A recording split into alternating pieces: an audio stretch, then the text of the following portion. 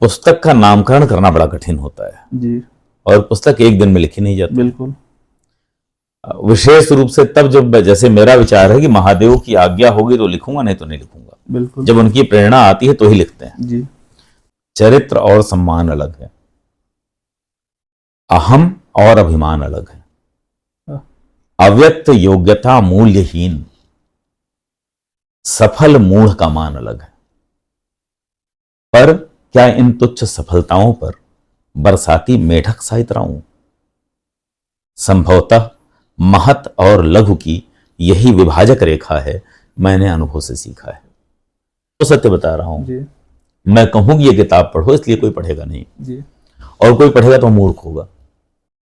IAS बना जाता है क्या? आईपीएस बनते हैं क्या? टीसीएस बनते हैं क्या? बशीर बद्र का एक शेर है, घरों पर नाम थे, नामों के साथ ओहदे थे, बहुत तलाश किया कोई आदमी ना मिला। रिजल्ट आया तो उस साल डीयू से एग्जाम देने वालों, मुझे लगता है मेरे हाईएस्ट थे। इंटरेस्टिंग यह था कि उस समय स्टेट के एग्जाम लेट होते थे, रिजल्ट लेट आते थे। तो 2009, 2010, 2011 तीनों का प्री में दे चुका था, 9 का 10 का मेंस दे चुका था। 11 के मेंस का जो टाइम आया तो मैंने 11 का मेंस ये कहकर नहीं दिया कि होना होगा 2 में हो जाएगा, तीसरा नहीं दूंगा। आईएएस के लिए मेरा ये था कि मैं 3 बार दूंगा, चौथी बार नहीं दूंगा। तो आई अटेम्प्टेड फॉर 3 टाइम्स, उसका छोड़ दिया। उसी में मुझे एलाइड सर्विसेज मिली थी, डिफेंस अकाउंट्स पहले। तो उसके बाद फिर उसमें खैर बाद में चौथा अटेम्प्ट दिया, किसी और शर्त क्या थी, एसडीएम बनने के बाद भी एक बार शर्त लगी, उसकी बड़ी इंटरेस्टिंग कहानी है। मथुरा पोस्टिंग थी उस समय, बात हुई कभी हमारे साथ कुछ एसडीएम साहब लोग थे जो नायब तहसीलदार से प्रमोट हुए थे, उनके बच्चे भी एग्जाम दे रहे थे। उनमें से एक की बेटी समय आईपीएस है यूपी कैडर में। तो 2014 का वर्ष था। वो जो एसडीएम साहब, हाँ, जो एसडीएम साहबान मेरे कलीग्स थे जिनके बच्चे दे रहे थे, उन्होंने कहा इतना आसान नहीं होता। तो मैंने कहा 4 साल से पढ़ा नहीं है, लेकिन अगर आज भी मैं एग्जाम दूंगा तो इंटरव्यू में दूंगा, प्री और मेंस कोई नहीं रोक सकता। फिर शर्त लग गई, लगा ली शर्त। तो उस समय के जो हमारे प्रशासनिक सेवा के लोग हैं गवाह हैं उस बात के, जो मथुरा में जिनकी पोस्टिंग थी, मैं उस समय मथुरा एसडीएम था और मैं एक्टिंग एसडीएम था उस समय। उस समय एसडीएम न्यायिक भी नहीं होते थे, तो एसडीएम प्रॉपर एसडीएम था, एक तहसील मेरे चार्ज में थी, वहां का एसडीएम था। संभवतः मैं भी उस श्रृंखला का इकलौता व्यक्ति हूँ जो पुराने में सेलेक्ट हुआ है, नए में भी हुआ है। तो सीसेट वाले में प्रीलिम्स निकला, उसके बाद फिर मेंस आया, तो मेंस के भी एक दिन पहले छुट्टी ली, 1 हफ्ते में जाकर लखनऊ में एग्जाम दिया, फिर वापस आके तहसील ज्वाइन कर लिया। देन इंटरव्यू फिर हुआ, इंटरव्यू भी अच्छा हुआ, लेकिन नियति जो होती है आप वहीं जाते हैं। तो हम आपके सामने यहाँ बैठे हैं। पुस्तक का नामकरण करना बड़ा कठिन होता है जी, और पुस्तक एक दिन में लिखी नहीं जाती। बिल्कुल। विशेष रूप से तब जब जैसे मेरा विचार है कि महादेव की आज्ञा होगी तो लिखूंगा, नहीं तो नहीं लिखूंगा। बिल्कुल। जब उनकी प्रेरणा आती है तो ही लिखते हैं। जी। चरित्र और सम्मान अलग है, अहम और अभिमान अलग है, अव्यक्त योग्यता मूल्यहीन, सफल मूढ़ का मान अलग है। पर क्या इन तुच्छ सफलताओं पर बरसाती मेढक सा इतराऊं? संभवतः महत और लघु की यही विभाजक रेखा है, मैंने अनुभव से सीखा है। तो सत्य बता रहा हूं मैं कहूं कि ये किताब पढ़ो, इसलिए कोई पढ़ेगा नहीं और कोई पढ़ेगा तो मूर्ख होगा। आईएएस बना जाता है क्या? आईपीएस बनते हैं क्या? टीसीएस बनते हैं क्या? बशीर बद्र का एक शेर है, घरों पर नाम थे, नामों के साथ ओहदे थे, बहुत तलाश किया कोई आदमी ना मिला। आज हम हैं काशी विश्वनाथ धाम में और आज हमारे साथ हैं काशी विश्वनाथ धाम के मुख्य कार्यपालक अधिकारी विश्वभूषण मिश्रा जी। बहुत बहुत प्रणाम सर इस बातचीत के लिए। बहुत बहुत स्वागत, धन्यवाद। प्रशासनिक अधिकारी के साथ साथ आप अन्य विषयों में भी रुचि रखते हैं। आपने कविता की 2 पुस्तकें लिखी हैं और एक पुस्तक लिखा है सनातन कथाएं नाम से, जिसमें रामायण महाभारत युग के तमाम ऐसे तथ्यों को आपने रेखांकित किया है और संवाद की एक लंबी परंपरा जो भारत में रही है उस शैली में भी आपने इस पुस्तक को ढालने का काम किया है। इसमें लगभग 28-29 के करीब कथाएं हैं। तो इन कथाओं के पीछे का जो विज्ञान है, वर्तमान समय में इस विषय को लाने का जो प्रयोजन शब्द में उचित अगर लगे, हाँ बिल्कुल उचित है। प्रयोजन इसके पीछे क्या है? क्योंकि आप उत्तर प्रदेश में पीसीएस अधिकारी हैं और आईएएस कैसे बने, पीसीएस कैसे बने, ये परीक्षा कैसे निकालें, वो परीक्षा मेंस कैसे लिखें, एथिक्स कैसे लिखें, तीनों पुस्तकों के बारे में। और इसमें मैं एक चीज जो देखा, वो 2 पुस्तकों में कॉमन शब्द है, वो है सनातन, सनातन कुंभ और सनातन संवाद कथाएं। इन दोनों पुस्तकों से पहले जो पुस्तक आई थी उसका नाम था मैंने अनुभव से सीखा है। कविता थी, लंबी कविता थी, उस पर कई पुरस्कार भी आपको मिले, बहुत सारे मिले, उसी पर मिले, इन दोनों पर नहीं मिले। नहीं तो ये गंभीर पुस्तक है ना, तो मैंने कहा कि ऑडियंस आपका छोटा हो जाता है। नहीं कोई दिक्कत नहीं, लेकिन जो ब्रॉडर ऑडियंस है, इन विषयों पे बातचीत आवश्यक है। ये बात सही है कि अगर मैं लिखता आईएएस कैसे बने, आईपीएस कैसे बने, साक्षात्कार कैसे दें, इंटरव्यू कैसे दें, दूसरे हम आप बात कर रहे हैं तो आप मैं कम से कम अहंकार अगर मुझे महादेव ना दे रहे हो तो ये कह सकता हूँ कि हिंदी में ठीक बोलता हूँ, ठीक लिखता भी। बिल्कुल बिल्कुल, मैं लेकिन सिविल सेवा में परीक्षा का माध्यम मेरा अंग्रेजी था। तो महादेव की ये कृपा रही है कि दोनों भाषाओं पर बराबर नियंत्रण बोलने और लिखने दोनों में है। तो इन विषयों पर लिखकर वास्तव में तुरंत एक बड़ा ऑडियंस। बिल्कुल, आपने अंग्रेजी विषय भी नहीं चुना, बहुत आसान था आपके लिए तब ये लिखना। लेकिन अब प्रश्न यह है, आईएएस बना जाता है क्या? आईपीएस बनते हैं क्या? पीसीएस बनते हैं क्या? बशीर बद्र का एक शेर है, घरों पर नाम थे, नामों के साथ ओहदे थे, बहुत तलाश किया कोई आदमी ना मिला। परिणाम होता है कि मेरे सेवा में आने के बाद बिहार में रेलवे स्टेशन के प्लेटफॉर्म पर एक आईएएस अफसर खुदकुशी करता है, आत्महत्या करता है। कहानी आपको मालूम है। उत्तर प्रदेश में एक आईपीएस अफसर आत्महत्या करता है। कई अधिकारियों की इस तरह की कहानियां हैं। तो क्या ब्यूरोक्रेट होना ही सफलता का एक मानदंड है? कम से कम भारत में अभी के दौर में तो है नहीं। लोगों का भ्रम है ये, यह भ्रम है कि मानदंड है, वही भ्रम तो दूर करना है, इसीलिए तो काम करने की आवश्यकता है। उस पर कौन काम करेगा? लेकिन इस भ्रम में बहुत और इस भ्रम में बिजनेस है। इस भ्रम के ऊपर किताब लिखिए, इस भ्रम पर पॉडकास्ट लाइए, इस भ्रम पर कोचिंग इंस्टीट्यूट खोल लीजिए, खूब पैसा कमाएंगे। जीवन का सारा ज्ञान बांटिए वहां पर, मूर्खतापूर्ण ज्ञान। मैं फिर वही कह रहा हूं कि जो एसिमिलेशन ऑफ फैक्ट्स है, that is not knowledge. Assimilation of facts करके आप कोई परीक्षा निकाल लेते हैं, उससे केवल आपकी आजीविका तय हो जाती है। अगर मैं पीसीएस अधिकारी हूं तो मेरे लिए मेरा और मेरे परिवार का पालन पोषण करने का यह एक तरीका है। यह तरीका कहीं से भी ज्यादा सम्मानित या कम सम्मानित उस व्यक्ति से नहीं है जो व्यक्ति ठेकेदारी करके अपना परिवार पाल रहा हो, व्यवसाय करके अपना परिवार पाल रहा हो, कृषि करके परिवार पाल रहा हो, और सुख और दुख पूरी तरह से मानसिक अवस्थाएं हैं। मैंने भगवान की दया से सभी वर्ग के लोगों के बीच में आने जाने का अवसर मिला है। मैंने उनको भी देखा है जो अरबपति हैं और अपने बेटे से इनका क्लेश है, पत्नी के कारण क्लेश में है, दुखी हैं, या उनके जीवन में कहीं कुछ अशांति है। और मैंने वह परिवार भी देखे हैं जो बिल्कुल साधारण कृषक जीवन जी रहे हैं। उनके यहाँ अगर एक व्यक्ति स्वयं श्रम करके खेत से अनाज नहीं लाएगा तो घर में खाना नहीं बनेगा, और वहां उतना श्रम करने के बाद जब उसकी पत्नी खाना नहीं बनाएगी तो उसको खाना नहीं मिलेगा। जो बच्चे हैं उनके साथ भी माता पिता की सेवा नहीं करेंगे, हाथ पांव नहीं दबाएंगे तो पिताजी सवेरे खेत पर नहीं जा पाएंगे। माता जी का कहना नहीं मानेंगे तो माता जी खाना नहीं बना पाएंगे। तो बच्चे माँ बाप के चरण दबाते हैं, उनकी सेवा करते हैं।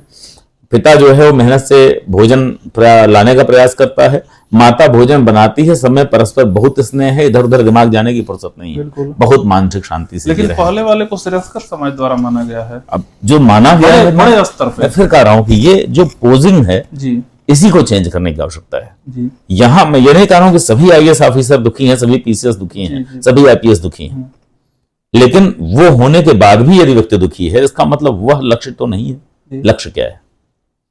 मैंने अनुभव से सीखा है कि का एक छंद है जी।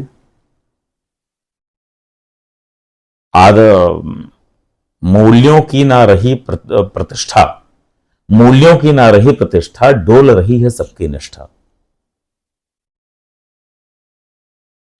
कर्म क्षेत्र में काम न करती जितनी पाई अब तक शिक्षा, हो सत्ता के समक्ष दंडवत, मांग रहे सब पद की भिक्षा। फिर समथिंग करके है, लास्ट होता है मैंने अनुभव से सीखा है। तो ये जो शब्द हैं, या जैसे उसी में आता है निर्णय पहले तय हो जाते फिर स्वांग न्याय का होता है, मैंने अनुभव से सीखा है। तो ये जो भाव थे ये समाज में मैं देख रहा था। तो अपने लिए पहले उसका उत्तर तलाशने का प्रयास किया। इच्छा हर मन में पलती है, सबसे हो जाती गलती है। आपकी जो इच्छाएं हैं, देखिए हमारे विषाद का कारण क्या होता है, ये मुझे लगता है मुझे ज्ञात हो गया है। इच्छा और भय, इनका द्वैत जो होता है वो सारी समस्याओं की जड़ है। कुछ प्राप्त कर लेने की इच्छा, कुछ खो ना जाए इसका भय। खोने के लिए कुछ होना चाहिए, जो मैंने किसान का उदाहरण दिया, सामान्यतः उसका खोने के लिए कुछ है ही नहीं है, और इच्छा करने के लिए बेचारे के पास खेती करके घर पे अनाज लाने के उससे बहुत ज्यादा इच्छा करने का नहीं है। तो सामान्यतः भारत का समाज जो कृषक समाज था, जो आज से जो हमारा आधुनिकीकरण हुआ है 1991 के बाद, उसके पहले वाला समाज था, बड़ा संतोषी था। खूब रामचरित मानस होते थे, लोगों के नैतिक प्रतिमान ठीक हुआ करते थे। हमने आर्थिक प्रगति तो कर ली, हर गांव से IAS IPS अफसर, व्यापारी, नेता तो खैर खूब निकल गए, युवा नेता आजकल हर गांव में हैं, कुछ ना कुछ फॉर्च्यूनर लेकर घूम रहे हैं। लेकिन हमने अपना चैन खो दिया, अपना संतोष खो दिया। तो यह संतोष निर्धन हो जाने में मैं नहीं कह रहा हूं, लेकिन उस निर्धनता में जिन दुर्गुणों की तरफ उन्मुख होने का समय नहीं मिलता था, वह कौन से हैं, और कौन से सद्गुण नैतिकता में रहते हुए, मतलब उस निर्धनता में रहते हुए हमारे ग्रंथों को ही कोई एंटरटेनमेंट का साधन नहीं था। क्या होता था गांव में, समारोह करना है तो रामायण पाठ करा दो, अखंड रामायण करा लो, छोटा समारोह करना है सुंदरकांड का पाठ करा लो, और बड़ा करना है शुक्राण की कथा करा लो, यही होता था। तो इनको सुनकर जो कथा से उत्स प्राप्त होता था, जो ज्ञान प्राप्त होता था, व्यक्ति उसके हिसाब से कुछ अपना कर्म करता था। सवेरे जाकर जल चढ़ा लेता था, भगवान सूरज को अर्घ्य से जल दे देता था, उसमें वह संतुष्ट था। हम कई सदियां, पूरे द्वापर युग में, कलयुग, पूरे द्वापर युग के पश्चात कलयुग में हम सभी संतुष्ट थे। उसके बाद आते हैं तामसिक विचार। हम तो शांति से सूर्य को अर्घ दे रहे थे। हमारे जो आपने बताया कि काशी की ज्ञान परंपरा, हमारे बेचारे आचार्य और बटुक यहाँ बैठकर वेद मंत्र पढ़ रहे थे। फिर कुछ लोग तलवार लेकर आए, उन्होंने कहा नहीं पढ़ने देंगे तुमको, ये नहीं कुछ और पढ़ना है, और ऐसे नहीं जीना है तुमको, वैसे जीना है तुमको, एक नहीं तुमको बहुत सारे महिलाओं से तुमको संबंध बनाने हैं, और तुम अगर हमारा धर्म मानोगे, हमारा विचार मानोगे, तो तुमको बाहर तो बिल्कुल ऐसी ब्यूटी मिलेगी, ऐसे वो यहाँ तक का लिखा होगा कि ऐसे लड़के मिलेंगे अगर लड़कों का शौक है, जिनकी मूछें नहीं आई होंगी। इस टाइप की चीजें धर्म ग्रंथ नामक पुस्तक में लिखी हुई हैं। किन धर्म ग्रंथ में? तो दूसरे धर्म ग्रंथ नाम लेना ठीक नहीं है। दूसरा एक धर्म ग्रंथ है, उसमें लिखा है, आलोचना करना ठीक नहीं है। मैं कह रहा हूं कि हमें तथ्य से मतलब होना चाहिए। तो इन तथ्यों के आधार पर हमारे समाज में तमाम विचार डाले गए, कई बार जबरदस्ती डाले गए, और कई बार क्या, ज्यादातर जबरदस्ती ही डाले गए। तलवार के दम पर डाले गए, प्रलोभन से डाले गए, आर्थिक दबाव देकर डाले गए। अब समस्या होती है, मनुष्य के साथ एक बहुत बड़ी समस्या है। हो सकता है आपका जाति प्रथा में विश्वास ना हो सकता है आप जातिवादी बिल्कुल ना हो। आपके सामने जब कोई निर्णय लेना हो, तो आपके सामने जो व्यक्ति है, आप मेरिट के आधार पर सर्वश्रेष्ठ व्यक्ति का चयन करेंगे। बिल्कुल। इसके बावजूद जिस जाति में आपका जन्म हुआ है, उसको कोई गाली देगा तो आपको बहुत बुरा लगेगा। बिल्कुल। और इसका परिणाम होता है, लेकिन समस्या यह है कि जाति तो एक अलग बात हो गई, आप भारतीय हैं, बाहर इंडियंस को कोई कुछ कहेगा तो आपको बुरा लगेगा। बिल्कुल। लेकिन मान लीजिए आप एक ऐसे विचार परिवार से आ रहे हो जहां चीजें लिखी ही गलत हैं, लेकिन आइडेंटिटी पर जहां सवाल आता है बुरा लगता है। तो आइडेंटिटी पर सवाल आते हैं, गला काटने पर उतारू हो जाते हैं। लेकिन भाई गलत तो लिखा हुआ है, अगर वही कोई कह रहा है तब भी आपको बुरा लग रहा है। तो बेहतर यह है कि विचार को ठीक कर लिया जाए। वह कार्य कौन करेगा? उस कार्य के लिए अगर कोई मार्ग देने का कार्य होगा, तो इस पुस्तक में इन प्रश्नों का उत्तर देने का प्रयास किया गया है। सनातन संवाद कथाएं में जो आधुनिक विमर्श चल रहा है, उसका उत्तर देने का प्रयास किया गया है। इसमें विश्वामित्र और लक्ष्मण के संवाद में लक्ष्मण पूछते हैं कि राक्षस धर्मी अपने धर्म को मानते रहें, हम अपने धर्म को मानते रहें, समस्या क्या है? यह प्रश्न आज भी है। विश्वामित्र बताते हैं समस्या क्या है। राक्षस तो अपना मानते हैं, हम लंका नहीं गए हैं, खरदूषण और ताड़का यहाँ आए हमको परेशान करने, हमारे यज्ञों को रोकने के लिए। दूसरा प्रश्न लक्ष्मण पूछते हैं कि मुनिवर आप हमको ऋषि वेश में तैयार करके ले जा रहे हैं, कारण क्या है? विश्वामित्र उत्तर देते हैं क्योंकि संस्कृति और सभ्यता का जो युद्ध होता है वो राज्य नहीं लड़ते।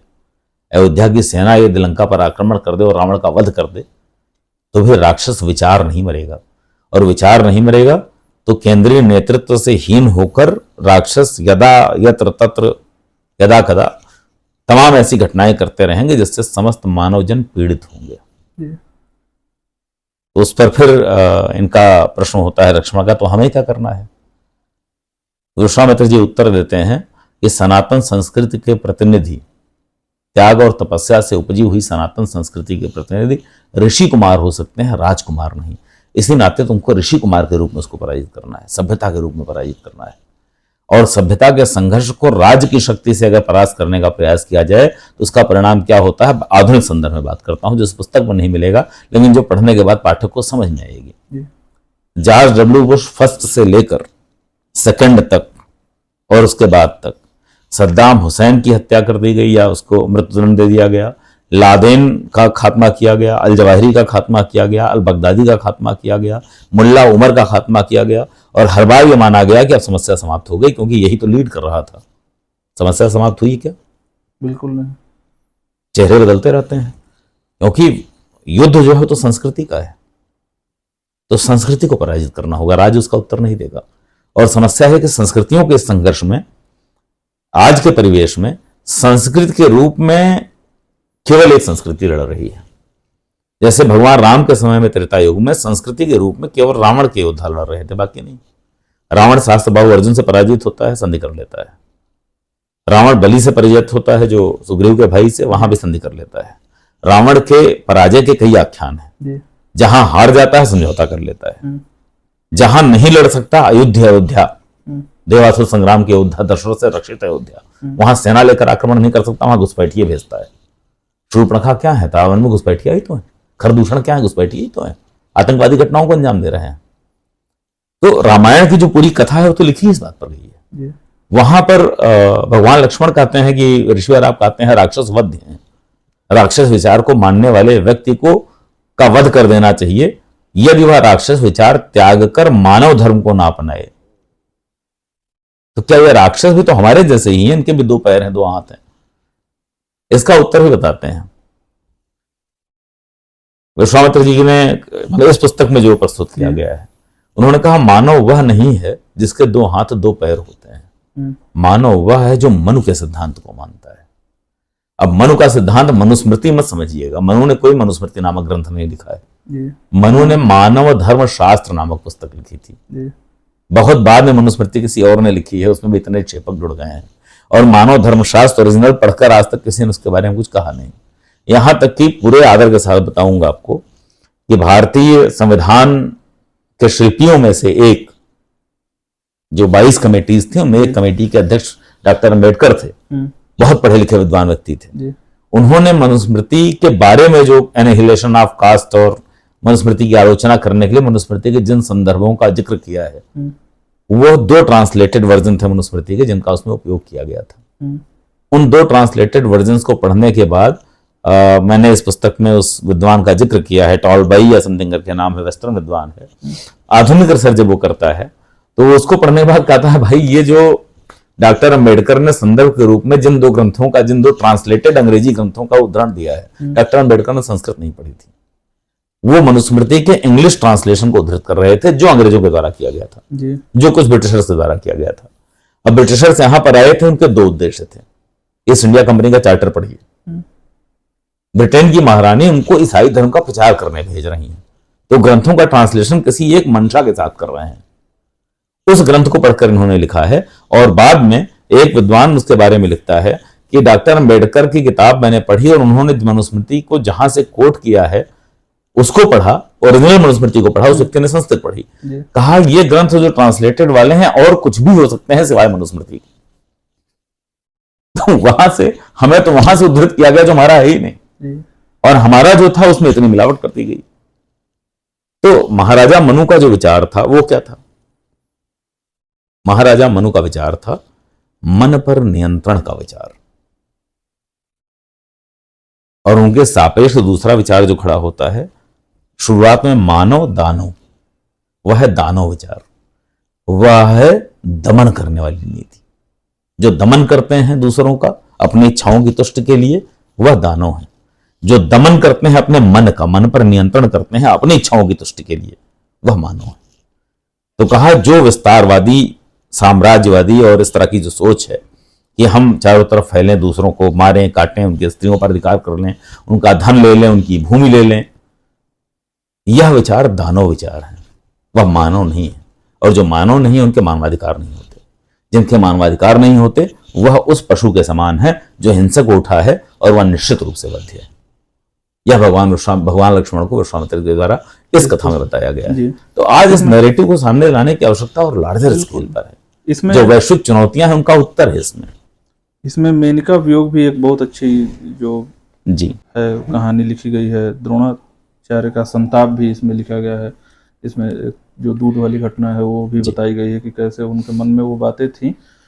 तो इसके पीछे सर जो मैंने एक प्रश्न किया था कि इन दोनों पुस्तकों में 1 साल का अंतर है। ये 2025 में आई है और ये 2000 सनातन कुंभ 2025 में जी, और ये 2024 में अनामिका प्रकाशन से प्रकाशित हुई है पुस्तक। आप लोग इसे पढ़ सकते हैं। तो 1 वर्ष के अंतर पे दोनों के जो आरंभिक शब्द हैं सनातन, मैं इसमें और जोड़ना चाहूँ दिनकर के शब्दों में कि वह प्रदीप जो दिख रहा है झिलमिल दूर नहीं है, थक कर बैठ गए क्यों भाई मंजिल दूर नहीं है। तो क्या और किसी पुस्तक की भी योजना है इसके और परिष्कृत रूप में? पुस्तक का नामकरण करना बड़ा कठिन होता है जी, और पुस्तक एक दिन में लिखी नहीं जाती। बिल्कुल। विशेष रूप से तब जब जैसे मेरा विचार है कि महादेव की आज्ञा होगी तो लिखूंगा, नहीं तो नहीं लिखूंगा। बिल्कुल। जब उनकी प्रेरणा आती है तो ही लिखते हैं जी।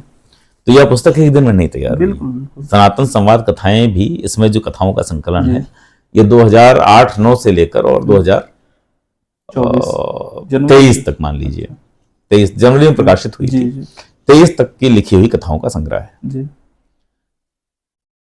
पहले क्यों नहीं प्रकाशित हुई? क्योंकि प्रकाशक के पास भी आज तक मैं कभी खुद नहीं गया हूं। अनामिका प्रकाशन से विनोद शुक्ल जी हैं, प्रयागराज के रहने वाले।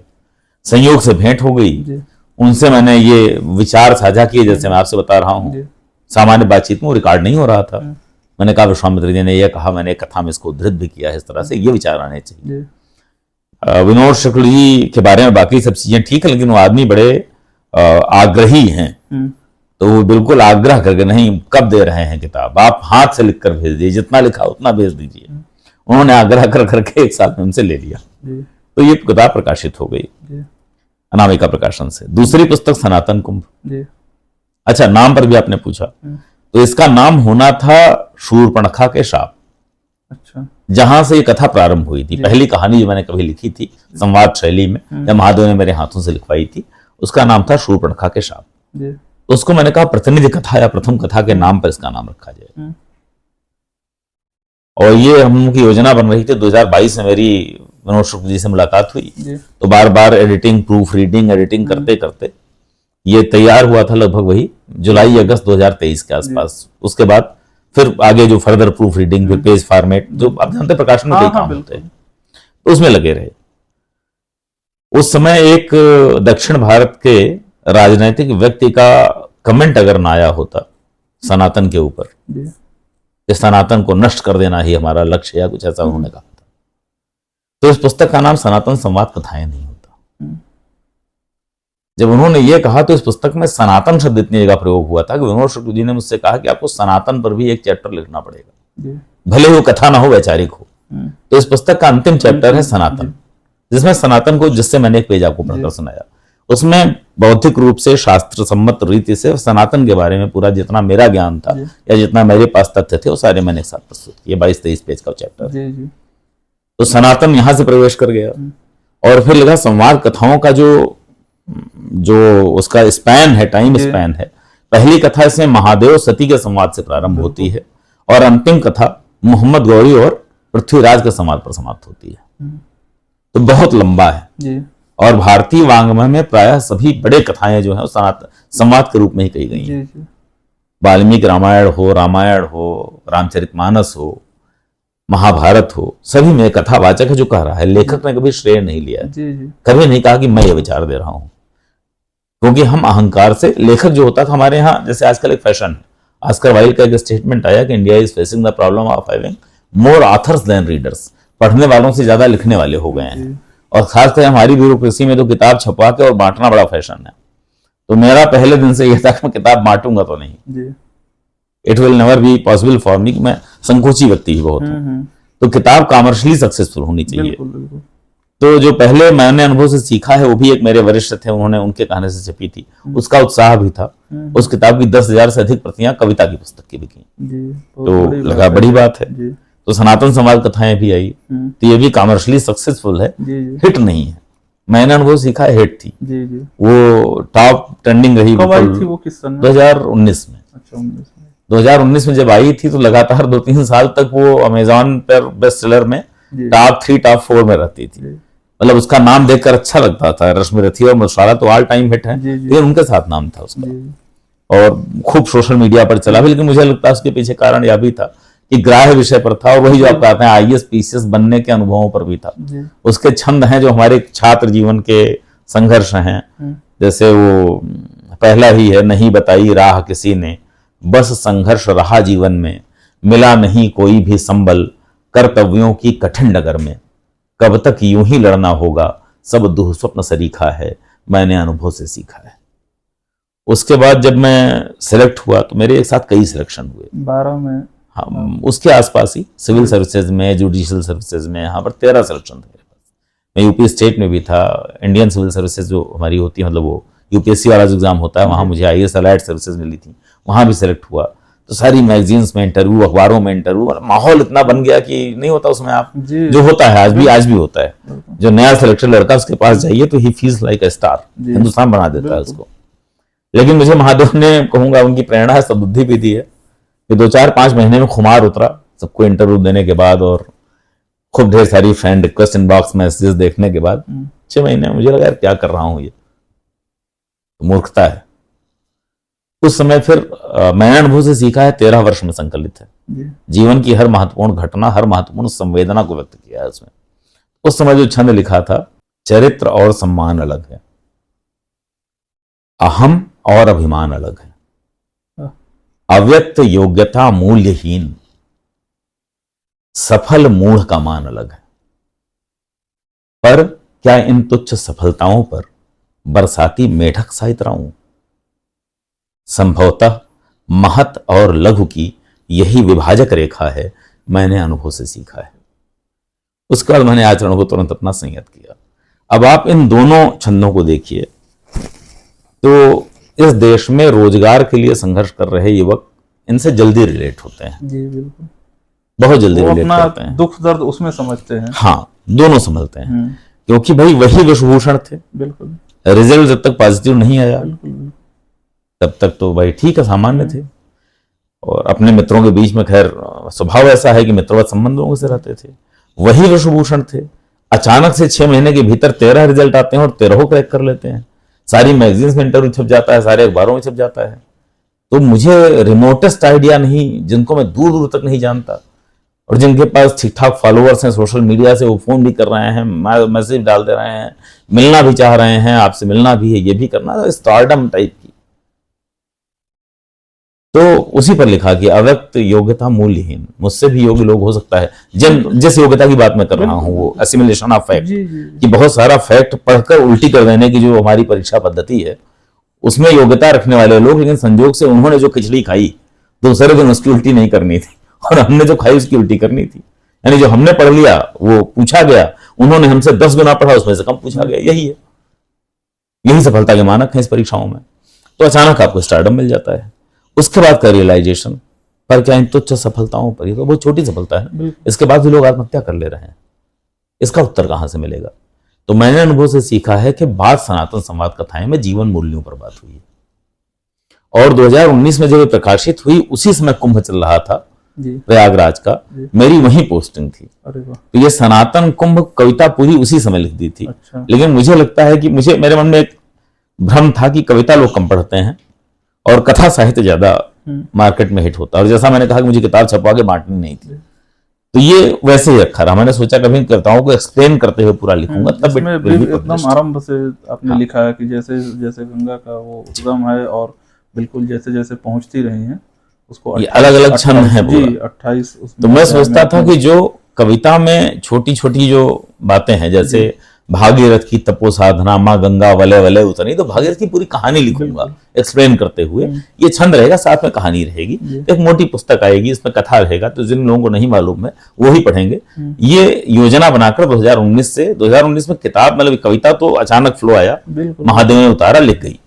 उसके बाद ये सोच के रखा हुआ था, महादेव ने उसके बाद हमको वो विचार ही नहीं दिया कि उसको हम एक्सप्लेन करके लिख पाए, समय नहीं मिला, व्यस्तता रही। यहाँ पर जब मेरी पोस्टिंग थी काशी में, तो यहाँ पिलग्रिम्स प्रकाशन एक है, उसके रामानंद जी हैं जो प्रकाशक हैं, और रामानंद सनातनी अपने नाम में लिखते हैं। अच्छा। तो सनातन संवाद कथाएं 2024 में पब्लिश हो चुकी थी।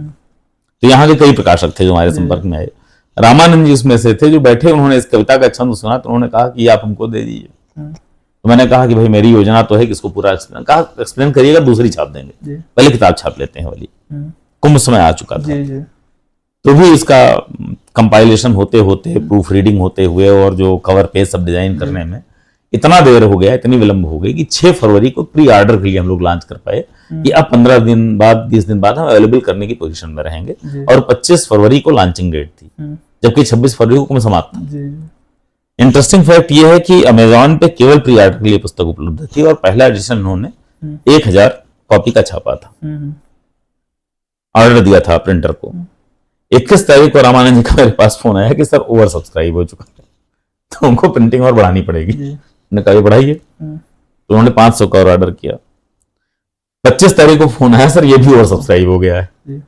तो मतलब कविता की पुस्तक का इतनी किताबें छपती हैं, देखिए दावे लोग चाहे जो भी करते हैं, 1000-1500 से ऊपर लोग छापते नहीं पहले एडिशन में। तो पहला एडिशन पूरा हमारा लॉन्च होने से पहले प्री ऑर्डर स्टेज पर इट वाज सोल्ड। तो it is also commercially hit, मतलब सनातन संवाद कथाएं से अधिक इसको स्वीकार्यता मिली। इसके प्रचार के नाम पर बस इतना हुआ है, चूंकि कविता हमने तो लिखी रखी थी, तो एक दो कोई छंद कभी पढ़ते हुए उसका वीडियो डाल दिया, जैसे आपसे बात करें, कोई बात करने आया तो उस बात में अगर मैंने एक छंद सुनाया हो तो उसका हमने कहा भाई मुझे क्लिप दे देना, वो क्लिप हमने डाल दिया और बताया प्री ऑर्डर के लिए इस लिंक पर जा सकते हैं। तो इस तरह की कुछ चीजें थी जिसे प्रमोट किया गया and it became a hit.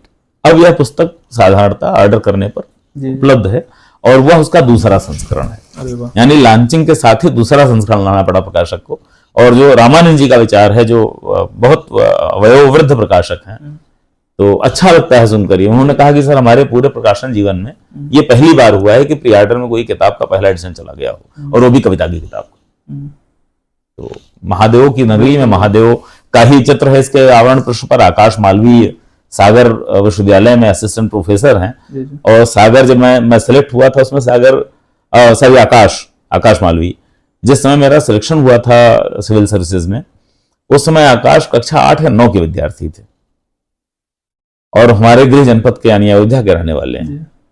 और पहली भेंट मेरी उस बालक से हुई थी जब मैं वहां पर एक जो भगवान राम की कुल देवी हैं उनका मंदिर है, देवकाली माता कहते हैं। तो देवकाली मंदिर का कुंड सरोवर था। आकाश का फोन आया कि भैया मिलना चाहता हूं, तो मैं भी अयोध्या में था, मैंने कहा दर्शन करने जा रहा हूं, वहीं पर आ जाओ। तो देवकाली के उस परिसर में वहां पहली बार उस बालक से भेंट हुई थी। बिल्कुल आप सोचते हैं 8वीं 9वीं का बच्चा कैसा होता है, वो मेरी एक स्केच बना कर रहा है, उसका आर्ट में उसका इंटरेस्ट था आकाश का। भैया क्या करना चाहिए? मैंने कहा तुम्हारे अंदर जो नेचुरल टैलेंट है करो, महादेव तुम्हें सफल करेंगे। और आज देखिए वो फाइन आर्ट्स विषय से ही सागर विश्वविद्यालय में असिस्टेंट प्रोफेसर हैं, और बहुत वंडरफुल काम कर रहे हैं। मतलब उनको फोटोग्राफी पर, स्केच पर, तमाम चीजों पर नेशनल अवार्ड मिले हैं। मेरी तीनों पुस्तकों का आवरण पृष्ठ आकाश ने ही तैयार किया है। और भविष्य की कोई योजना पुस्तक के लिए? भविष्य की अभी ग्लोबल सनातन तैयार है। अच्छा। उसके लिए प्रभात प्रकाशन दिल्ली में उन्होंने कह रखा है, तो वचन दे चुका हूं, तो उन्हीं को किताब देनी होगी। क्या है कुछ दूसरी? ग्लोबल सनातन में पूरे विश्व में सनातन सभ्यता के चिन्ह ट्रेस किए गए हैं, और ये पूरी जो कथा है सभ्यताओं की उत्थान पतन की, उसका जो कालानुक्रम है उसमें एक सिद्धांत यह प्रस्तुत किया गया है कि पूरे विश्व में सनातन सभ्यता थी। जो आजकल एक कुछ विचार संगठन के लोग एक भारत का नक्शा लगाते हैं, भारत माता का, उसमें अफगानिस्तान तक, कुछ लोग पाकिस्तान तक कवर करते हैं, और इधर वो इंडोनेशिया तक, अरे वो बांग्लादेश तक कवर करते हैं। तो मैंने अपने शोध में पाया कि ये तो बहुत थोड़ा है। It was the entire globe. पूरा विश्व ही सनातन था, पूरा विश्व ही भारत था। वह भरत जो दुष्यंत के पुत्र थे, जिस सभ्यता के प्रतिनिधि राजा थे, उसका जो क्षेत्र था पूरा ग्लोब था। ये जो कथा है ये द्वापर युग के अंत तक थी। यानी जब तक दूसरे बर्बर विचारों का उदय नहीं हुआ था। जी। इन बर्बर विचारों का उदय हमारी जो कालगणना है उसके अनुसार कलयुग में ही हुआ है। और मैं अपने दावे को पुष्ट करने के लिए जो तर्क उसमें देता हूं, उसमें बहुत संक्षिप्त में आपको बता रहा हूं कि आप जितने नगरीय सभ्यताओं के अवशेष आज तक खोज सके हैं, उन सभी का काल निर्धारण 4000 से 7000 वर्ष पूर्व आज से तय होता है। तो ऐसा क्या हुआ कि 4000 वर्ष पूर्व से नगरीय सभ्यताएं समाप्त होनी प्रारंभ हो गई? कैसे हो सकता है? जी। उसके 2-3 विकल्प हो सकते हैं, अभी तक किसी ने विकल्प सुझाया नहीं है। जी। एक तो जैसे डायनासोर का अंत हुआ था कि एक धूमकेतु आया, टकराया, वो टकराया होता तो नगरीय सभ्यताओं के अवशेष नहीं मिलते, सब मटिया मेट हो गया होता। पूरे पूरे बसे बसाए नगर मिलते हैं, हड़प्पा, मोहनजोदड़ो, माया, सुमेरिया, पूरे विश्व में मिलते हैं, संरक्षित मिलते हैं। ऐसा नहीं कि वो नष्ट हो गए हो, तोड़े गए हो, ऐसा नहीं लगता। बस ये लगता है कि ये नगर थे, लोग इसको छोड़कर चले गए। छोड़कर क्यों चले गए? अभी हमने कोविड का पैंडेमिक देखा था जी। आर्थिक गतिविधियां बंद हुई, लोगों के पास पैसा कम हुआ तो बहुत तेज पलायन हुआ था गांवों की तरफ। इसका मतलब हुआ, मैं जो सिद्धांत प्रस्तुत कर रहा हूं कि उस समय इकोनॉमिक डिक्लाइन हुआ था, इतना तगड़ा डिक्लाइन हुआ कि it could not be revived. वो डिक्लाइन क्यों हुआ था, उसका पैरेलल हिस्टोरिकल इंसिडेंट जो हमारे आख्यानों से निकल कर आता है एक ही मिलता है, महाभारत का युद्ध, जो उस काल का विश्व युद्ध था जिसमें विश्व की सभी सभ्यताओं ने प्रतिभाग किया था। मतलब हमारी मानव सभ्यता के सभी साम्राज्यों ने प्रतिभाग किया था। सभी राजा आए, सभी लड़े, सभी सामूहिक रूप से नष्ट हो गए, राज्य नहीं बचा, सेना नहीं बची, और युद्ध में लगने वाला धन पूरा कोष खाली हो गया। और जो आप जानते हैं अच्छा, वो सभी सभ्यताएं नगरीय सभ्यताएं थी। इंटरेस्टिंग ये है, नगरीय जीवन के लिए आपको एक सपोर्टिंग, सस्टेनिंग फाइनेंशियल बैकबोन चाहिए होता है, इकोनॉमिक चैन चाहिए होती है, अफ्लुएंस चाहिए होता है। अगर आर्थिक रूप से उन्नत क्षेत्र नहीं होगा तो वहां अर्बनाइजेशन नहीं हो सकता। तो जब अर्बनाइजेशन का डीअर्बनाइजेशन कैसे होगा? अगर इकोनॉमिक डिक्लाइन हो। उस युद्ध ने इतनी जनहानि कर दी, इतनी धन हानि कर दी, और कई शासक वहीं मारे गए, लड़ने आए और वहीं मारे गए। तो साम्राज्य जो था वो राजा विहीन हो गया, सेना विहीन हो गया, व्यवस्था विहीन हो गया। जब व्यवस्था विहीन शासन में क्या होता है? आदमी पलायन कहां करेगा? आप याद करिए से 40 साल पहले का कृषक जीवन, गांव का जीवन। हमारे गांव में कोई सिपाही साइकिल से आता था, लोगों लगता था कोई बहुत बड़ी बात हो गई, क्या हो गया, पूरा गांव फरार होता था, इधर भागता था, क्या हो गया, लोग चौंकते थे, क्यों आ गया है, क्योंकि गांव में कुछ होता ही नहीं था, सब अपने आप में परिपूर्ण थे। ये हजारों साल पहले से गांव का जीवन ऐसे ही चला रहा था। बीच में फिर वो जो मैंने कहा कि बर्बर विचारों का उदय हुआ। कारण क्या है? विचार कभी मरते नहीं। त्रेता युग के अंत में भगवान राम ने उद्घोष किया था कि मैं निशाचरों से धरती को हीन कर दूंगा, समाप्त कर दूंगा, राक्षस विचार को मानने वालों को समाप्त कर दूंगा। तो मानने वालों को समाप्त करने में रावण का वध हुआ, और जो शेष विभीषण और रावण के अनुयायी बचे, उनको मनु के विचार में, सनातन के विचार में लाया गया। इसका परिणाम हुआ धरती राक्षसों से हीन हो गई। लेकिन राक्षस विचार, देखिए, विचार आप एक बार छोड़ देंगे ना तो 1000 साल बाद रीबाउंस करेगा। मैंने प्रारंभ में कहा था कि सनातन को मानने वाला एक भी व्यक्ति नहीं रहेगा, तब भी सनातन धर्म रहेगा, बाउंस बैक करेगा। तो वैसे ही वो राक्षस विचार, उस राक्षस विचार ने जब सनातन साम्राज्यों की पूरी सत्ता द्वापर युग में रही, नगरीय सभ्यताओं का विकास हुआ, कोई आक्रमण नहीं हुआ। पूरे महाभारत के कालखंड में, पूरे द्वापर युग के कालखंड में जो आप जितने पौराणिक आख्यान पढ़ते हैं, कहीं राक्षसों से, दानवों से, दैत्यों से युद्ध का कोई वर्णन नहीं है। सब मनुष्यों के युद्ध है। गंधर्व से है, किन्नर से है, यक्ष से है, दानव से नहीं है। गंधर्व, किन्नर, यक्ष ये वैसे ही सनातन धर्म के अंग हैं जैसे आज के समय बौद्ध, जैन, ईसाई, बौद्ध, जैन, सिख, हिंदुत्व, ये वाले आपके मत आते हैं। जो राक्षस मत है, जो अधार्मिक मत है, उनका फिर दोबारा उद्भव होता है जब सनातन कमजोर होता है, साम्राज्यहीन हो जाते हैं, श्रीहीन हो जाते हैं, छोटे छोटे गांव बनते हैं। तो फिर ये दूसरे बर्बर विचार उठते हैं, सबको अपने में संभालो, एक हम खुद ही भगवान बन जाएं, या भगवान के एकमात्र अधिकृत अधिकारी बन जाएं, अपने आप को ईश्वर का पुत्र बता दें, अपने आप को ईश्वर का एकमात्र संदेशवाहक बता दें, और हम ही पूज्य हो जाएं, सब हमारे फॉलोअर्स हो जाएं। इस तरह का विचार रावण का भी था। रावण भी यही तो चाहता था, हिरण्याकश्यप यही तो चाहता था, हिरण्याक्ष यही तो चाहता था, सब मेरे अनुयायी हो, सब मेरे अधीन हो। यही विचार राक्षस विचार है, यही तामसी विचार है, यही दैत्य विचार है, यही दानव विचार है। तो इन विचारों ने इस समय कलयुग चल रहा है, सृष्टि के बड़े भाग को अपने नियंत्रण में ले लिया है। और यह सनातन की, मुझे लगता है कि इस तरह के भाव अगर मेरे मन में महादेव की कृपा से आ रहे हैं और यह लिपिबद्ध हो रहे हैं, और आप दिल्ली से आए हैं, आपने पुस्तकों के बारे में सुना होगा, कहीं मुझे सुना होगा, पढ़ा होगा, ऐसे भी कई लोग पहले आ चुके हैं जिनसे बातचीत हुई है, तो आप लोगों के माध्यम से विचार बहुत लोगों तक जा रहा है। तो अगर यह विचार आ रहा है, मतलब इस समय पुनः सनातन के रिवाइवल का समय आ चुका है। बिल्कुल है। और यह मैं अकेले नहीं बोल रहा हूँ, मैं कई लोगों को सुनता हूँ, कई मंचों पर सुनता हूँ, तो सुनता हूँ बोलते हुए लोगों को, तो यह विचार एक साथ कई मस्तिष्कों को उद्वेलित कर रहा है। तो कुछ तो बड़ा होने वाला है। बिल्कुल। यानी सनातन के पुनः वैभव प्राप्त करने की, पुनः खड़े होने की, या जो अविस्मरणीय घटना और जो ऐतिहासिक घटना या होने जा रही है, बिल्कुल वैसे जैसे राम भगवान का लंका पर पुल बनने जा रहा है। अब आपको अगर इतना योगदान देना है तो आप नल नील के रूप में दीजिए, हनुमान के रूप में दीजिए, अंगद के रूप में दीजिए, और कुछ नहीं बन पाता तो गिलहरी के रूप में दीजिए, लेकिन दीजिए, क्योंकि बनना तो तय है। बिल्कुल। उसमें आप अपनी भूमिका रखेंगे नहीं रखेंगे आपको तय करना है। जी, तो ग्लोबल सनातन पुस्तक के लिए आपको सर अग्रिम बधाई। आज के युवाओं को आप कौन सी पुस्तकें पढ़ने की प्रेरणा देंगे, या कौन सी पुस्तकें पसंद करते हैं, या इस समय आप क्या पढ़ रहे हैं? जन्म जन्मांतर की यात्रा है, रुचियां अभिरुचियां वैसे ही तय होती हैं जी। मेरे कहने से कोई पढ़ेगा नहीं। ये तो आप दार्शनिक टाइप का सर उत्तर दे दिया। मैं आपको सत्य बता रहा हूँ जी। मैं कहूँ कि ये किताब पढ़ो, इसलिए कोई पढ़ेगा नहीं जी। और कोई पढ़ेगा तो मूर्ख होगा।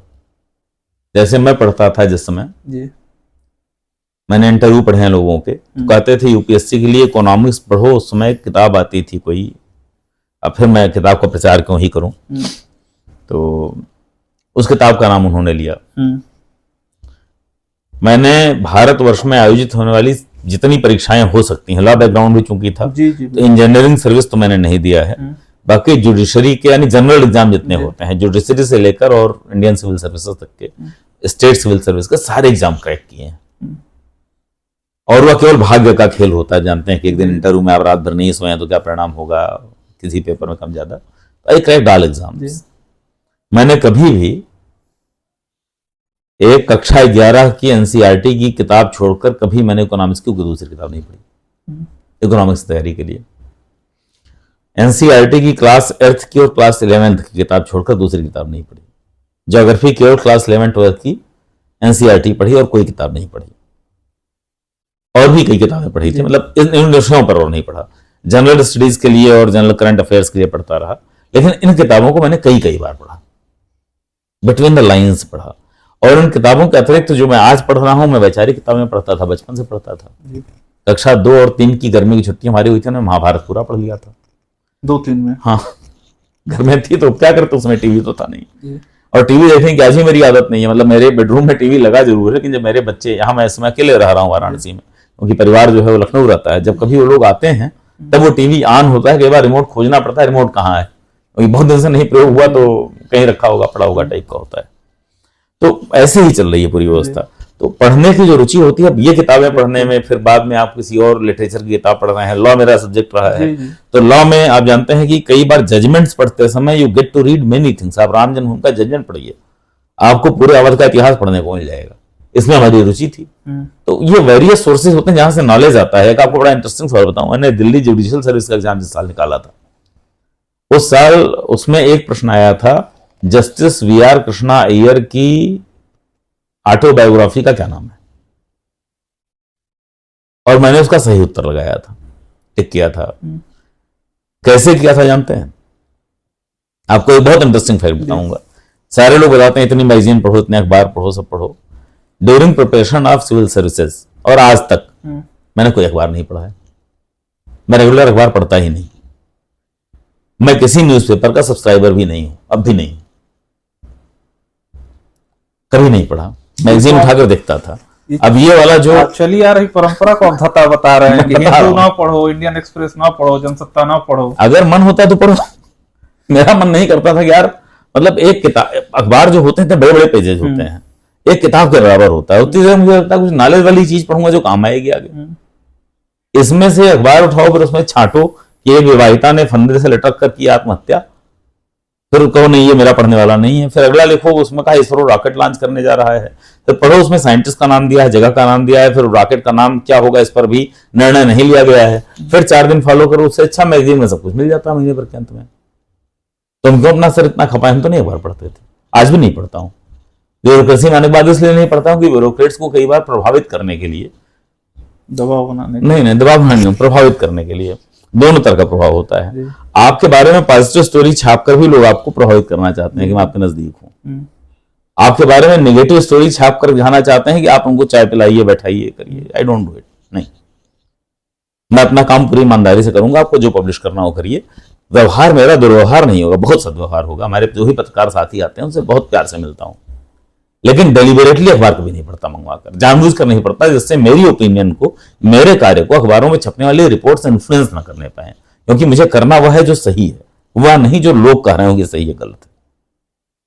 जो अपनी आत्मा को लगता है, जो महादेव के निर्देश मुझे प्राप्त होते हैं, चाहे मैं यहां मंदिर में हूं चाहे प्रशासन में हूं, मुझे करना वो जो मुझे ठीक लगता है।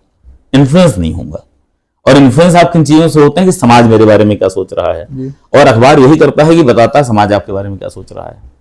टीवी नहीं देखता तो न्यूज चैनल से भी दूर हूं तो जो समाचार के ये माध्यम, इनसे मैं दूर हूं। Justice VR. कृष्णा अय्यर के बारे में, डीजीएस के बारे में कहा था, दिल्ली जुडिशियल सर्विस के बारे में, वो एक हफ्ते पहले तक की घटना पर सवाल पूछ लेते हैं। और लिटरली जिस दिन एग्जाम था उससे हफ्ते 10 दिन पहले ही जस्टिस वी.आर. कृष्णा अय्यर की पुस्तक का विमोचन हुआ था। लेकिन देखिए, अगर महादेव की योजना में आपको परीक्षा में सफल करना लिखा है ना, कैसे सफल करते हैं। मैं दिल्ली रहता था उस समय, और बत्रा टाकीज के पास चाय वाली दुकान है, वहां शाम को एक चाय जरूर पीता था। और एक जो चाय के साथ वहां फैन बोलते हैं दिल्ली वाले, हम लोग यहाँ जीरा बोलते हैं, मुझे आज भी बहुत पसंद है, मौका मिलता है जरूर खाता हूँ। तो वो एक अखबार पर रखकर जीरा देता था। तो उसने जो अखबार रखकर जीरा दिया था, जो कि वहां सबसे ज्यादा द हिंदू खरीदा जाता है, वही रद्दी में बेचा जाता है, तो उसकी द हिंदू साउथ इंडियंस की खबरें ज्यादा छापता है। तो जस्टिस वी.आर. कृष्णा अय्यर की आत्मकथा का विमोचन लिखा हुआ था। और चूंकि रीडिंग हैबिट है, रीडिंग हैबिट इतनी ज्यादा मेरे अंदर है कि अभी तो मतलब मान लीजिए अब गाड़ी से हम लोग तेज चलने लगे।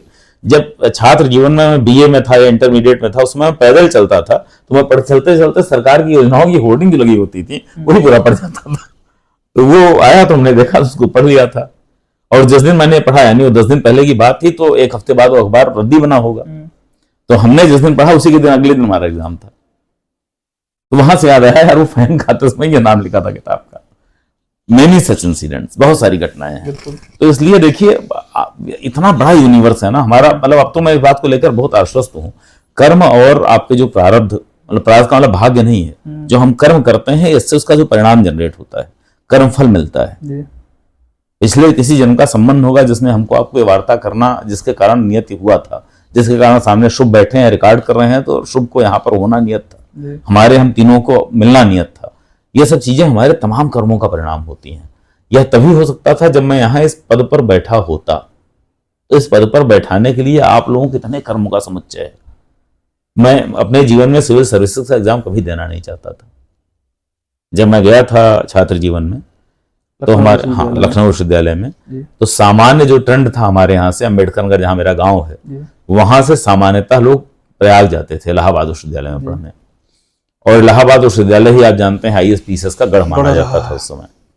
मैं डेलिबरेटली लखनऊ गया क्योंकि हमारे गांव घर के आसपास के जो सो कॉल्ड बड़े भैया लोग थे वो प्रयाग में हैं, तो अनुशासित करने का प्रयास करेंगे। मुझे अनुशासन में नहीं रहना था। मेरा इंटरमीडिएट मैथ्स और बायो दोनों लेते हुए CBSE बोर्ड से साइंस साइड था। मैथ्स मुझे बहुत पसंद थी क्योंकि पिताजी का विषय था, मेरे पिताजी गणित के अध्यापक थे। आपने पुस्तकें भी समर्पित की हैं, तीनों पुस्तकें, शायद 2 तो समर्पित की है। वो मेरा जीवन ही पिताजी को समर्पित है, क्योंकि बचपन में उन्होंने जो दे दिया वो दे दिया।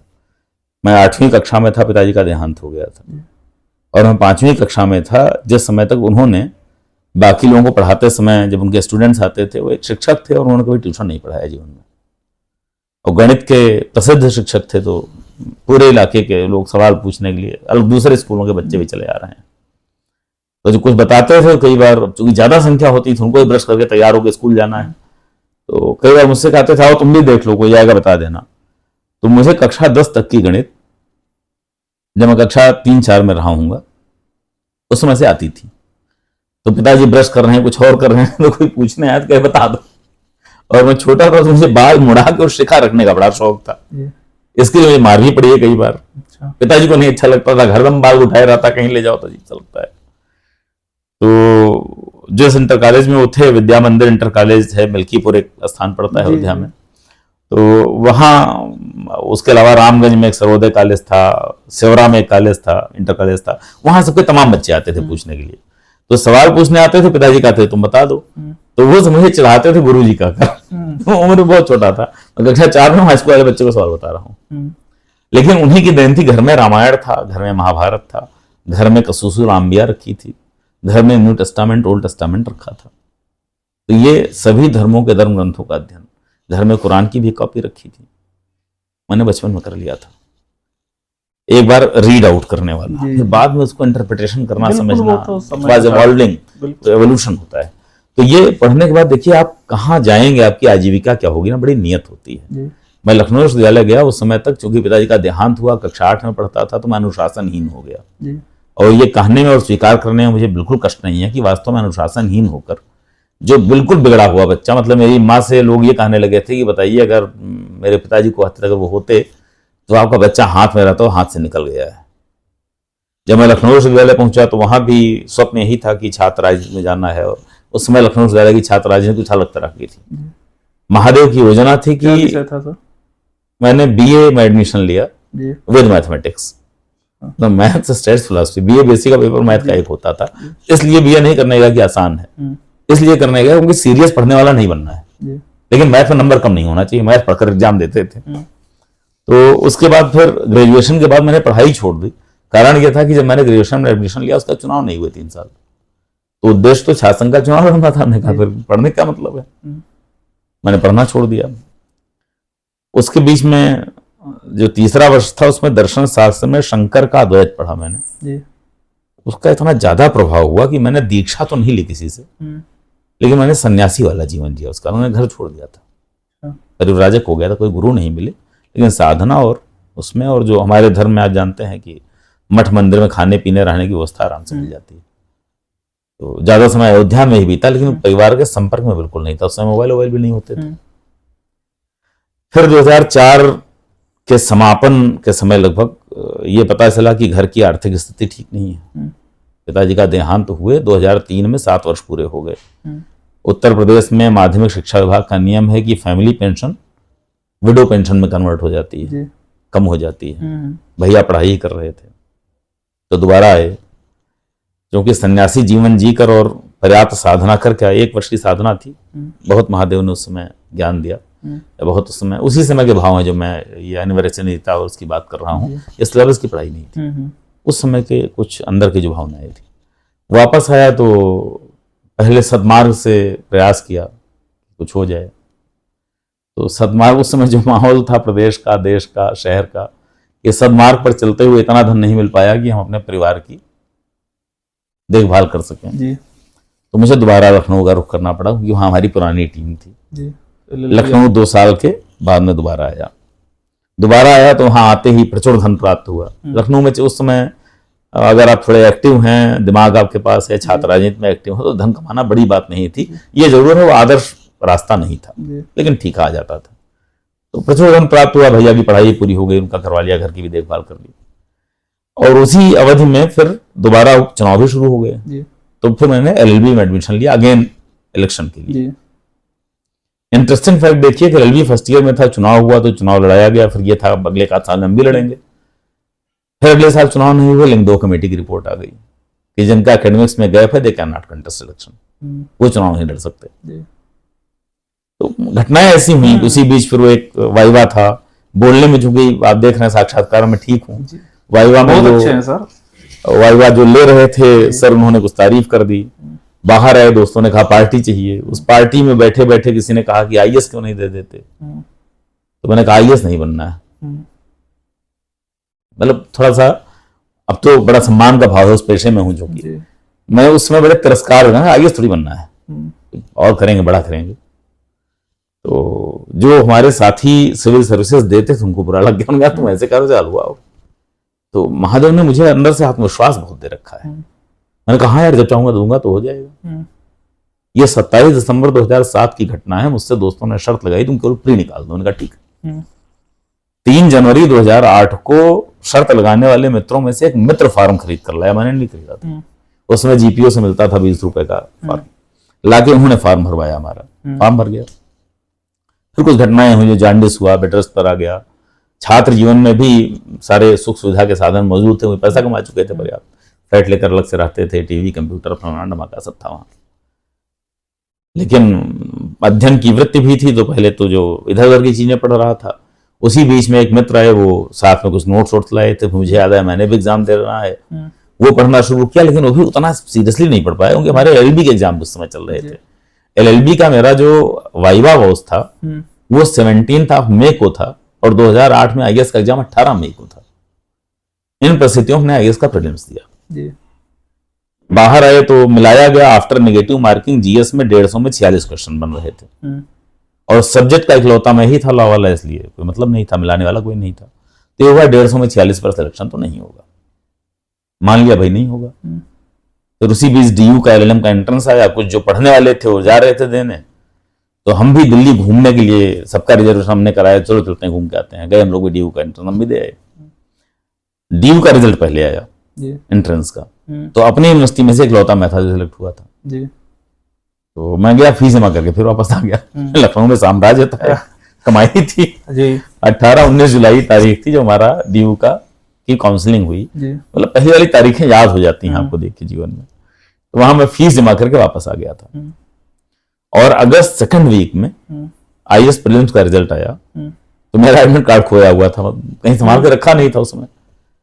तो फिर कहीं से ढूंढा मिला, फटी पुरानी स्थिति में जोड़ के रोल नंबर देखा गया, तो उसको फिर कंप्यूटर में एंट्री किया। साथ वाले थे जिन्होंने चैलेंज लगाया था, वही लोग लेकर गए थे, ये कहने के लिए क्योंकि हो जाए, तुम जितने हल्के में बता रहे थे होता नहीं। और डालते ही लिखकर, उसमें सबका रिजल्ट एक साथ नहीं आता था, डालते थे तो लिखकर आता था सॉरी या कांग्रेचुलेशंस, तो आया कांग्रेचुलेशंस, ने कहा ये क्या हुआ। तो उसके बाद ही मैं दिल्ली नहीं गया, मैं अगस्त में भी यहीं पर कुछ और लखनऊ में अपने धनार्जन में और गतिविधियों में लगा रहा। इस बीच फिर सितंबर आया, फिर कई लोग, पता चला लोगों को धीरे धीरे प्रीलिम्स निकल गया है, तो कई लोगों ने कहना शुरू किया, अरे यार क्या कर रहे हो, टाइम खराब कर रहे हो। मेंस का फॉर्म आ गया, फिर फॉर्म भर गया मेंस का। तो बहुत समझाने बुझाने पर लोगों के 27 सितंबर तारीख थी जिस दिन मैंने ट्रेन पकड़ी लखनऊ से दिल्ली जाने के लिए, ईयर 2008। 27 सितंबर को वहां पहुंचा, और 17 अक्टूबर से मेन शुरू था। 9 अक्टूबर को पहली बार, 8 अक्टूबर था, 9 अक्टूबर को था, तो हमने जीएस के नोट्स खरीदे। उससे पहले तो कोई पढ़ाई नहीं मेंस की हुई। उसके बाद हिंदी इंग्लिश ये सब करने के बाद 17-18 2 दिन कंपलसरी पेपर्स थे। उसके बाद फिर वो कंपलसरी होता है, एस्से होता है, सब करते हुए 25 को फिलॉसफी, उसमें 2 सब्जेक्ट होते हैं, तो मैंने फिलॉसफी और लॉ लिया था। तो 25 अक्टूबर को फिलॉसफी का पेपर था उस साल। 22 अक्टूबर को मैंने फिलॉसफी की बुक्स खरीदी हैं जो हमने ग्रेजुएशन के बाद कभी नहीं की थी। उसके बाद अगला पेपर 5 नवंबर को लॉ था। लॉ में आई वाज ओवर कॉन्फिडेंट, क्योंकि जब रिजल्ट आया प्रीलिम्स वाला और मैं सिलेक्ट हो गया था, तो उसके कारणों की समीक्षा की गई, तब लॉ का पेपर मिलाया गया। तो ये देखा कि लॉ में 120 में से मैंने 114 क्वेश्चन अटेम्प्ट किए थे, उनमें केवल 3 गलत थे। That was the level of perfection. Law में भगवान ने जो कहते हैं कुंडली की दशा ठीक, लॉ में शुरू से मन लगता है। आज भी मुझे लीगल इंटरप्रिटेशन अट्रैक्ट, मतलब एक होता है कि जैसे गणित और कानून दोनों बहुत मन लगता है। तो आपके मित्रों ने मुझे ये बात बताया है, थैंक यू सो मच। हमने जब लॉ में देखा कि ये लेवल था, तो उसी के बाद फिर अपना मेंस के लिए मुझे लगा कल पढ़ लूंगा, कल पढ़ लूंगा, कल पढ़ लूंगा। होते होते 5 नवंबर की बजाय 4 नवंबर की शाम आ गई। तब आईएएस का सिलेबस निकाला मेंस का, एक एक करके किताबें रखनी शुरू की। क्योंकि एलएलबी में 3 साल में सब किताबें हो ही जाती हैं, तो बाहर कुछ खरीदना नहीं था। जब मैंने पूरा ढेर बनाया, तो ये मैंने देखा यार एलएलबी में 3 साल में जितना पढ़ा था तो पूरा पढ़ना है। ये समझ में आ गया कि एक रात में पूरा तो नहीं पढ़ पाऊंगा, एक ही किताब पढ़ने की क्षमता है, 2 किताब पढ़ेंगे। तो हमने कहा फिर कुछ नहीं पढ़ेंगे, हमने किताब किनारे की और सो सवेरे के एग्जाम देकर आ गए। जब रिजल्ट आया तो उस साल डीयू से एग्जाम देने वालों मुझे लगता है लॉ में मेरे हाईएस्ट थे।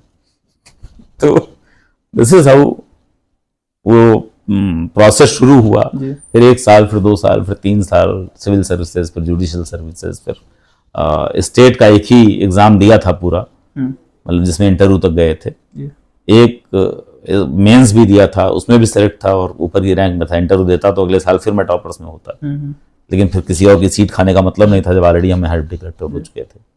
तीसरे साल का केवल प्री दिया था, उसका मेंस भी नहीं देने गए। और इंटरेस्टिंग यह था कि उस समय स्टेट के एग्जाम लेट होते थे, रिजल्ट लेट आते थे। तो 2009, 2010, 2011 तीनों का प्री में दे चुका था।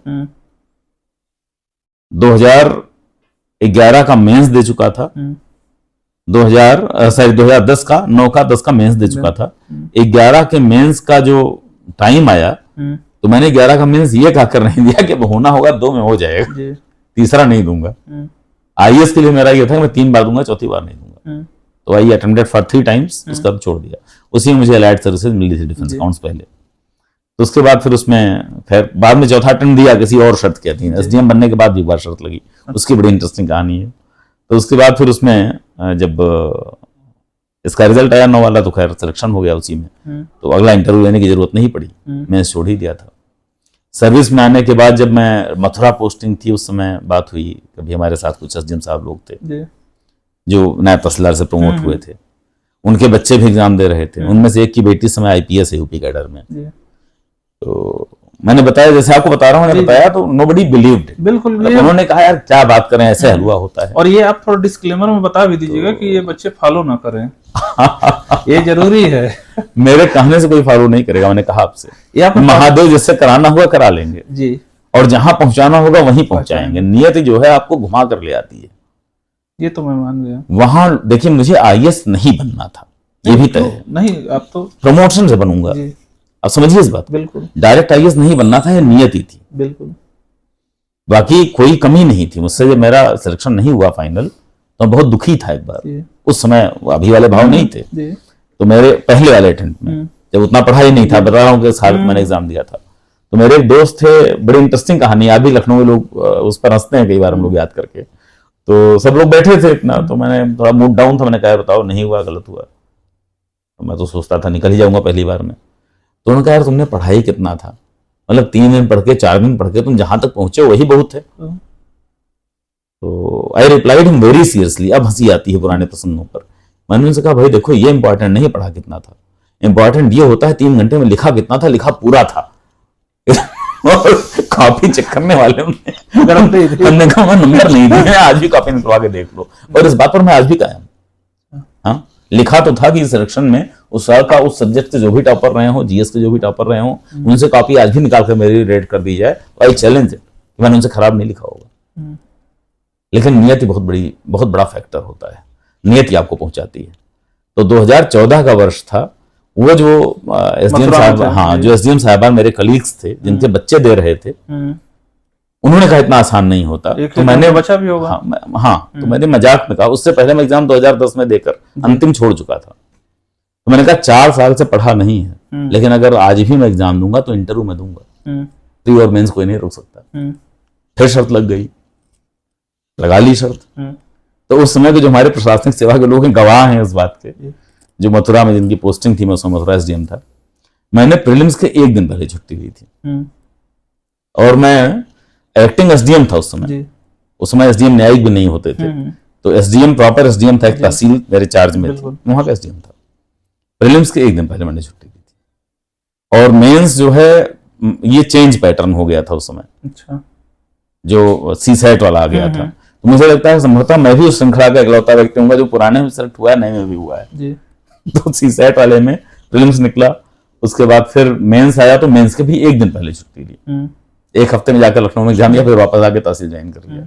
देन इंटरव्यू फिर हुआ, इंटरव्यू भी अच्छा हुआ, लेकिन नियति जो होती है आप वहीं जाते हैं। तो हम आपके सामने यहाँ बैठे हैं, और हम क्या बैठे हैं, मतलब वही हमारी और आपकी आत्मा अपने जो कर्म बंधन के साथ जीवात्मा बनी है, और उसने जो देह धारण की है, वो यान आपस में बात कर रहे हैं जी। बाकी तो हम दोनों शिव हैं। अरे और उसे पहुंचना है। रामदरस मिश्र जी की उन पंक्तियों के साथ की बनाया है मैंने ये घर धीरे धीरे, खुले मेरे ख्वाबों के पर धीरे धीरे, किसी को गिराया न खुद को उछाला, कटा जिंदगी का सफर धीरे धीरे, जमी खेत को साथ लेकर चला था, बसा वहां कोई शहर धीरे धीरे। भावी आईएएस और वर्तमान में एडीएम और काशी विश्वनाथ धाम के मुख्य कार्यपालक अधिकारी विश्वभूषण मिश्र जी से बहुत धन्यवाद सर। महादेव, हर हर महादेव।